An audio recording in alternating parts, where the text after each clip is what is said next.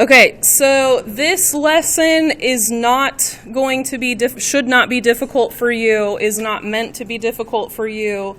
It is the information, Miriam, away, thank you. It's the information we're going to need. I will start taking phones if I need to from the entire class.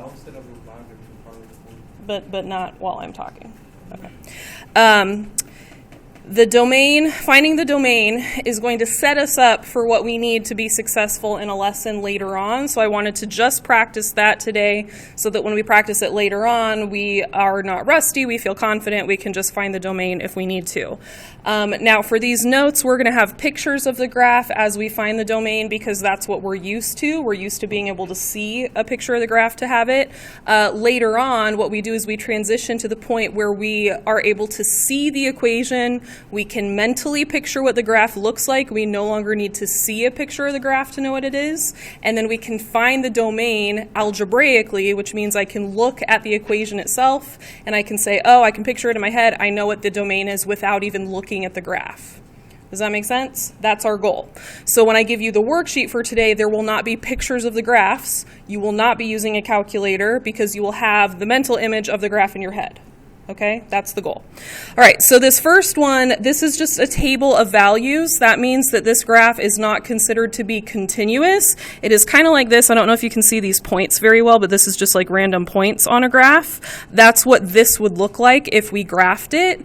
This is not considered to be a function. This is called a relation. When they do that, these are just individual points on a graph. This is called a relation, which might be good for you to write if that is something that you don't remember. You have probably heard it before, maybe back in 8th grade math, maybe back in Math 1, but you might not remember that. So this is a relation, this is a relation, this is a relation.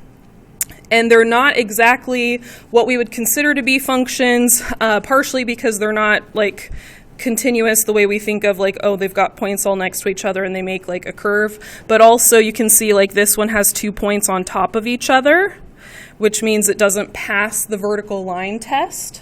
So relations don't necessarily have to have a pattern. They can be random points. You can have points that are on top of each other. That doesn't matter when it comes to finding the domain, but they're a little bit weird. We're not really used to dealing with them.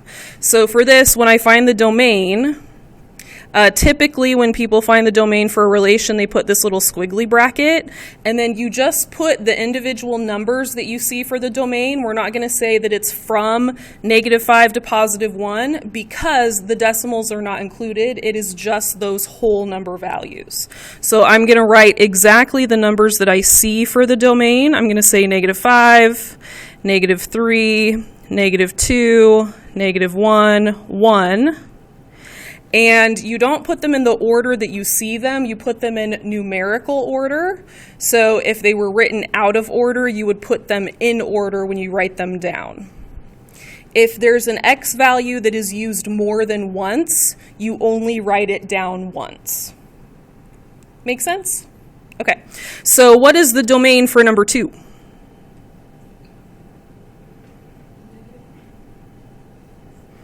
Negative.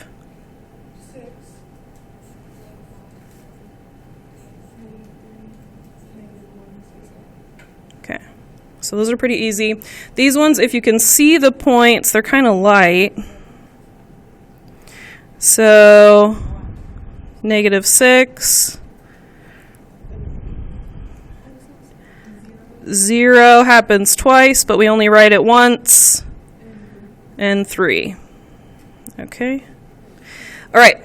Then for this one, this is an absolute value graph. When we look at the absolute value graph, what do you guys notice for the domain? What can you tell from the picture? -infinity to infinity. This graph goes left forever. It goes right forever. My domain is -infinity to infinity. If I have any absolute value equation, it's always going to give me this V-shaped graph. It's always going to go left forever and right forever. So from now on, I don't need to see a picture of an absolute value graph.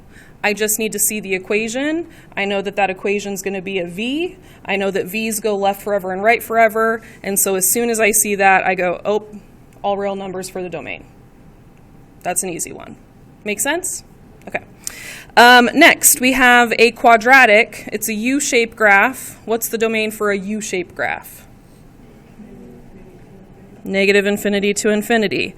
Same thing for these ones. I'm not going to need to see a picture of the graph. I know as soon as I can see that it's a quadratic, it's U-shape, it's going to have that negative infinity to positive infinity. I do not need to do any math for that. I just recognize it.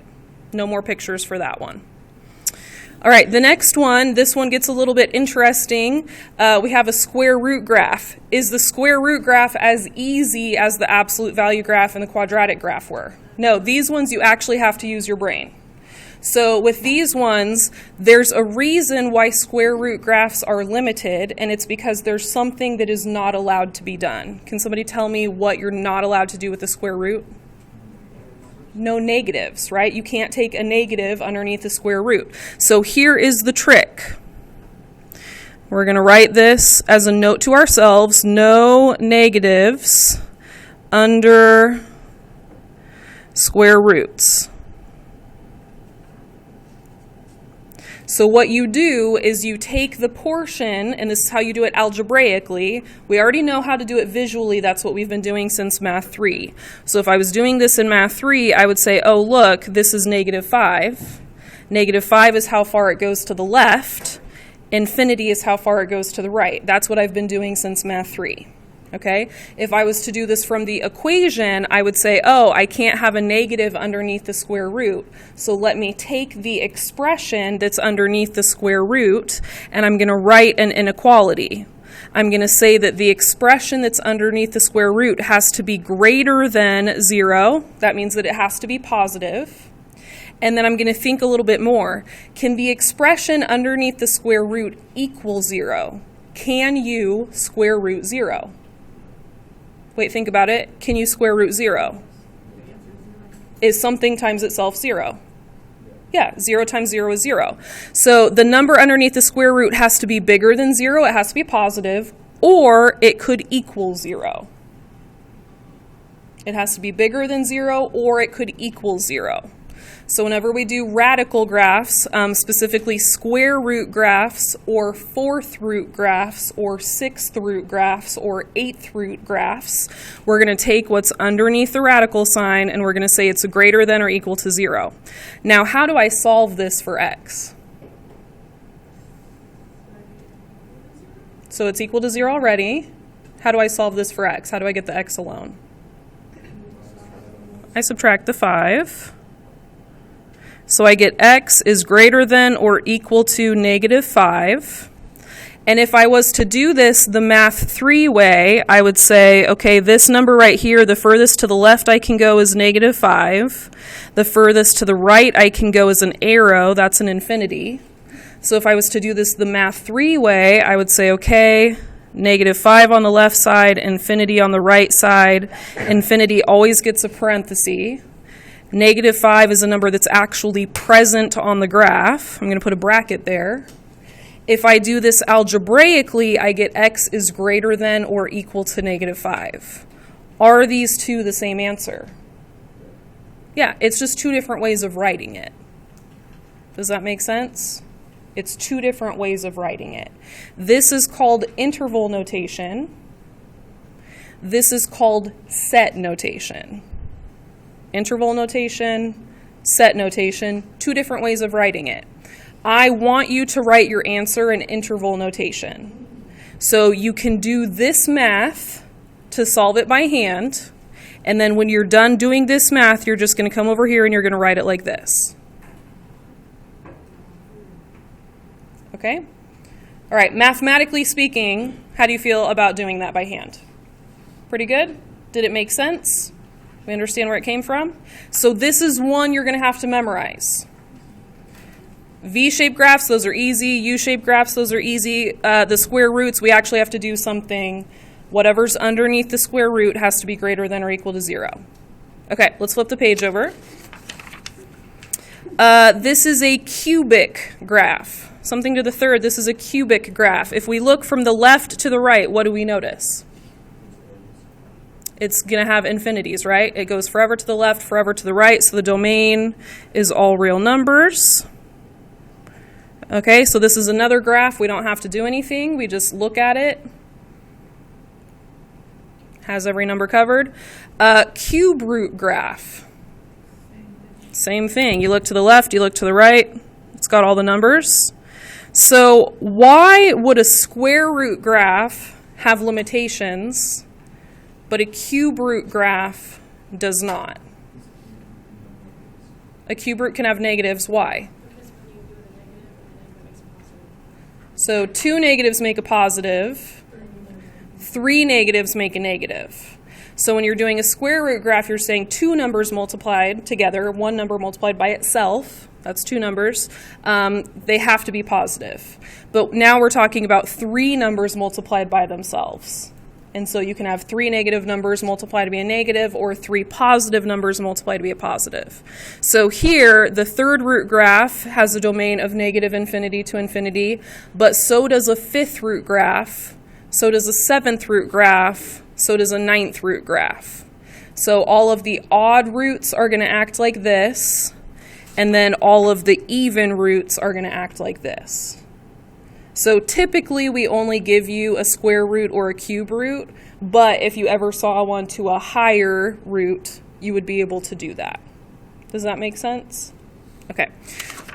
Looking at the next one, this one is another one that gets a little bit weird.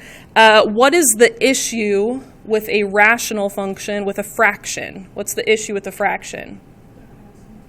The asymptote, but what's the issue? What can we not do with the fraction? In your calculator, what are you supposed to not do with a fraction? Divide by 0. You can't have 0 at the bottom of a fraction. So that's the issue with the rational function. So the issue is right down here. X minus 4 cannot equal 0. So there's not a range of numbers that we can't have. The square root problem had a range of numbers that didn't work. This problem has one specific number we can't have, and it's whatever value makes the bottom equal 0. So x minus 4 cannot equal 0. So if I want to solve for the x, what do?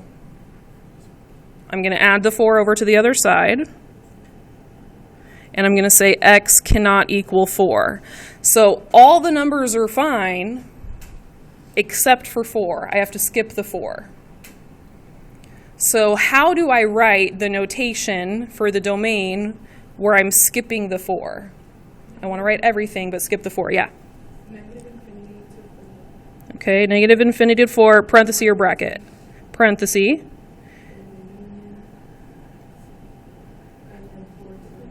Four to infinity. So this is the interval notation where you write that you are doing everything up to 4, but I'm skipping the 4. Everything after the 4, but I'm skipping the 4. So this is how you skip one number. The set notation for skipping a 4, everybody really likes. You write all real numbers. This is how you write all real numbers. Double bar R is what some people call it. Double bar R. So you write all real numbers except for 4. That's the other notation. I want you to write this notation. I want you to write the interval notation. So the set notation is all real numbers except for 4. The interval notation looks like this. So this is the other weird one. So the two weird ones that we're going to look out for is square roots and rationals. Can't square root a negative, can't divide by 0. Those are the two rules. And we've known them for a long time, but we've always been doing domain by visual, and now we're going to do it algebraically. There's one more type of domain that we will look at, but it's going to be in the future. It has to do with logarithms. My guess is you didn't do a lot of study of logarithms in Math 3. Those are pretty new to us in general anyway, so we're going to study those more when we get to the logarithm unit. All right, next we have an exponential function. What do you notice about the exponential function? Left forever, right forever. So our domain is negative infinity to positive infinity. Okay, so the easy ones, what are the ones that are going to be negative infinity to positive infinity? Absolute value. What else? Quadratic.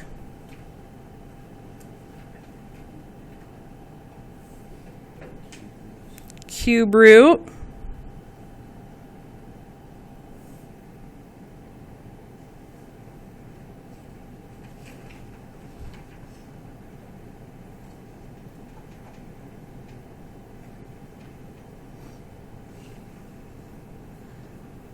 What else? Say it again. Not rational. That's one of the ones we actually have to do something for. Exponential. And there's one more. Cubic. Okay, so absolute value, quadratic, cube root, exponential, and then cubic. So those are the things we're going to look for. Those are the easy ones, just negative infinity to positive infinity. And then the ones where we have to do work, there are two of them. What are the two? So square root and rational. Okay, so for square root, we have square root of x, and for rational, we have 1 over x. And here we have that x has to be greater than or equal to 0, and here we have x cannot equal 0. And by x, I don't literally mean x, I mean whatever is underneath the radical. And here I don't literally mean x, I mean whatever's underneath the fraction. Okay, so this is kind of what you want to have in your brain as you do the worksheet. Sound good? Now this worksheet you can probably get done in 10 minutes.